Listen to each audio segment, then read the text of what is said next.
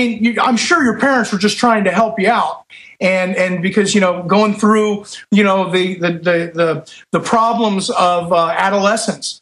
But I mean, for instance, because childhood is a disease, I guess, is the thing. It's called the human condition. Okay, people Blair, get sad.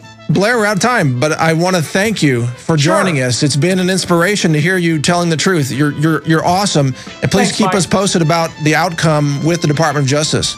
Will do. I really appreciate you having me. All right, great to have you on. That was Blair Hamrick, everybody. And I'll talk to you after the show, Blair. Just touch base with you. A great guy, just willing to tell the truth. Stay with us. A lot more straight ahead. All right, we're back on the Alex Jones Show. Thanks for joining us. Mike Adams, the Health Ranger, filling in here.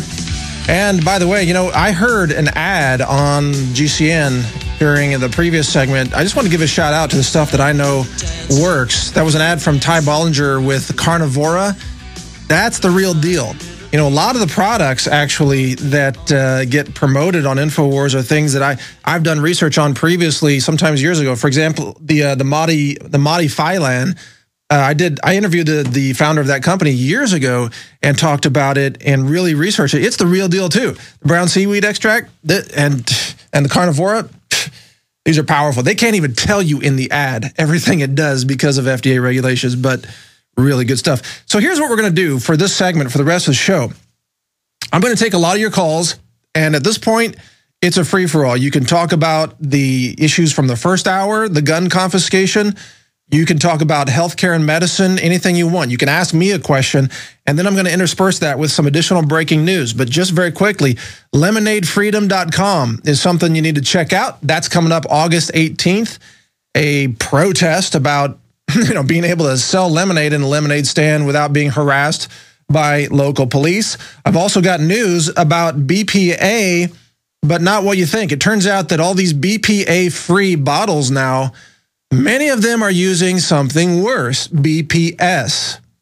Yeah, it's a different chemical. So, and by some studies, it is 15 or 19 times more absorbable in the skin than BPA, and it may be just as toxic. It's another hormone mimicking chemical. So now that when BPA got a bad rep, then a lot of these companies said they reformulated with BPS and then started claiming BPA free on their products or their grocery receipts.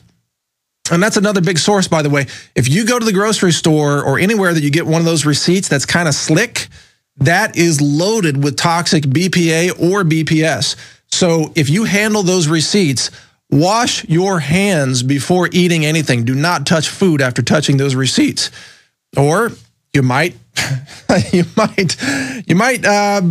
if you're a male, you might get literally chemically, hormonally feminized. That's what the chemicals do. Say what you want, but that's what the chemicals do. It's cause and effect in basic biochemistry. But now let's go to the first caller that we've got in the queue here. Sky in North Carolina you're on the line with Mike Adams here. Hello, Sky. How you doing? Hey, Mike. Good to talk to you. My question was for Blair, but you probably can answer it. I'm calling to get an information download on the drug Cymbalta or the drug maker that makes Cymbalta. My grandma just recently fell ill. She's been to 3 major hospitals. No doctor can tell what's wrong with her. They can't figure it out.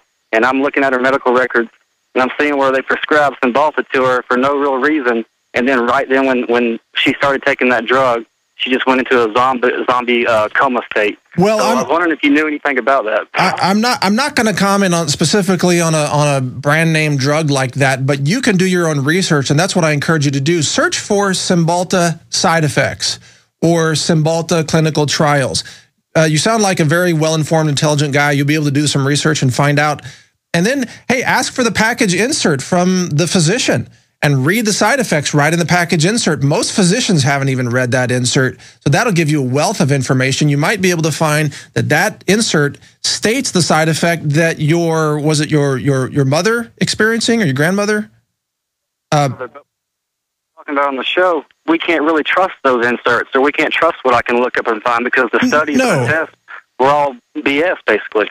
But the inserts will list the side effects. They are required to list the side effects that normally aren't talked about in the advertising. So go ahead and do that job And I think you're correct to be skeptical. I'll leave it at that. I wouldn't take that drug myself. And if I had a family member that was on that drug or basically almost any pharmaceutical, I would encourage them to find safer alternatives to get off of those drugs. Let's go to another caller, and thank you for your call, Sky. But let's go to Sheldon in Wisconsin. Sheldon, you're on the air on the Alex Jones Show. Go ahead, please. Hi, I have a question for you. I work in an inner city clinic, and I noticed that a lot of our kids are over-vaccinated. The mammograms is off the chain and everything like that. But here's my question. I was telling a bunch of my friends about apricot seeds, how I would crack over the core of the apricot and eat the seeds out of it. Yep. And a friend of mine was telling me about a physician who overdosed off the cyanide poisoning of apricot seeds. Is there anything to that, or I don't know. It sounds like a scare tactic. I've eaten lots of apricot seeds in the past, and they do contain what's sometimes called vitamin B17 or Laetrile. In fact, our earlier guest, Ed Griffin, has an entire book on that. I think it's called The War on Cancer, or I forgot the exact title of it, but you can check that information out by Ed Griffin. It is basically a natural chemotherapy agent. Now, has somebody ever been harmed by it? I don't know, but they try to tell these scare stories like about colloidal silver. They try to scare people away from colloidal silver with these myths that it'll do weird things to you. That's complete disinfo. The real threat is the pharmaceuticals and the vaccines. And you get things from nature, they tend to be orders of magnitude safer and more effective. So I've eaten many of those apricot seeds myself. Hey, I'm still here. I have no cancer. I have no health insurance, and I don't have a doctor. Not looking to get one anytime soon either. I'd rather eat something out of nature than out of a pharmaceutical lab. So that's a good question from you. Thanks for bringing that up. Craig in Oklahoma, you are on the air. Craig, go ahead, please. Mike, howdy from above the Red River from you.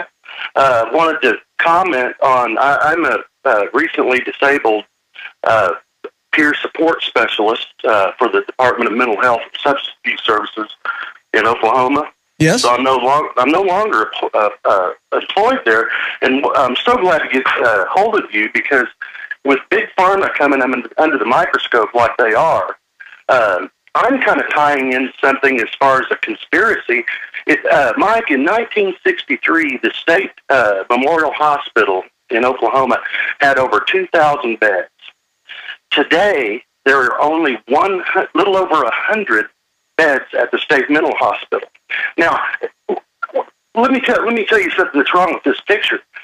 The state's number one expenditure compared to any and all expenditures combined in the state of Oklahoma for psychotropic medications is the Oklahoma County Jail.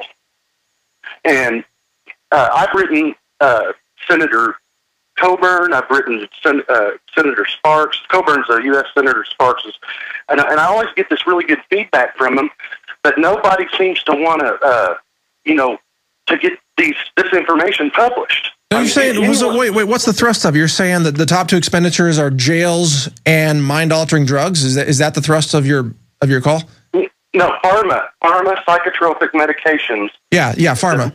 The state of Oklahoma's number one expenditure for psychotropic medications it's not the mental health service combined or anything. The number one expenditures is the drugs.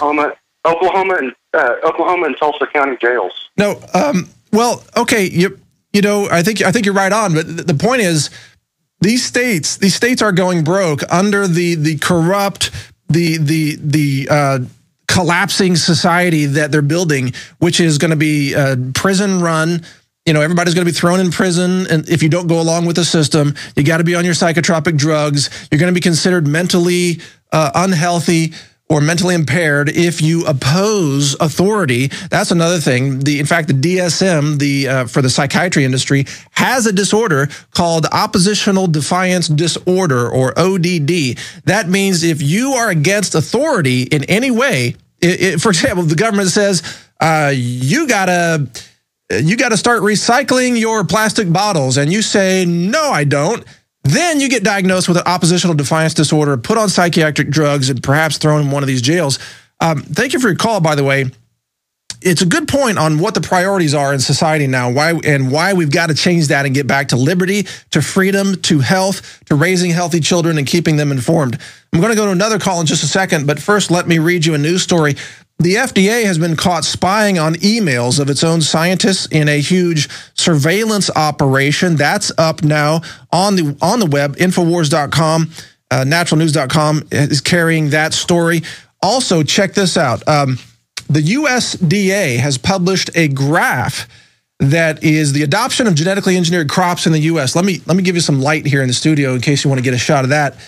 It shows that these three main crops, soybeans, cotton, and corn, are headed toward 100% adoption across the planted acres in the U.S. In other words, it means that the GMO imperialism that is taking place in America has achieved almost 100% adoption in many of these areas. It's 70 to 80% on some.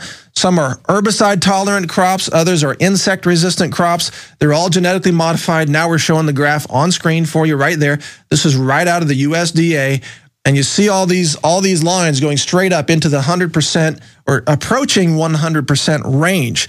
That means very soon, if we don't stop this thing, guys and gals, everybody listening, if we don't stop this genetic pollution and this agricultural, intellectual imperialism, this destructive genetic approach to agriculture, we're going to end up with 100% of the soybeans, corn, and cotton all being genetically modified. Let's go to another caller. Allie in Illinois, you're on the air. Go ahead, Allie. Hi, Mike. It's so nice to talk to you. I listen to the show every day, and I've never called in before, but when I heard Blair's story, I had to call in because I used to work for a company that managed that speaker bureau program. Really? Tell us more. Yes. Well, we paid out those honorariums, quote unquote, to speakers to go around and tell other doctors to prescribe. And get this, the company's name that I worked for was called Scientific Voice. That's some Orwellian speak right there. But we would pay them up to $3,200 for an hour's worth of work. And these doctors got to think that they were rock stars. They would go around thinking that they were so cool and, I mean, making a living off of talking to other doctors. And honestly, the only thing bigger than their heads was their wallets. They were so egotistical and so rich from it. It was insane. Well, this is awesome that you called, Allie. Let me ask you some more questions then. So your company was the in-between that like a pharma company would hire your company to sign up a lot of doctors to be speakers and would manage that relationship? Exactly. And we would try to manage all of the little regulations in between. What Blair was saying earlier also about the slide presentations that the doctors would use, absolutely those were written by the marketing people. My direct clients were the marketing people at Sanofi Aventis, AstraZeneca, Wyeth, and absolutely the doctors were paid to prescribe. Wow. To tell other doctors to prescribe. What was the behavior of the doctors? Were they willing to sell out to get this money? What was their attitude about all this? Are you kidding me? They loved it. They would tack on these speeches into a vacation. They would go off, they would have dinner, lunch, breakfast with other doctors, and then get the hotel paid for them, get their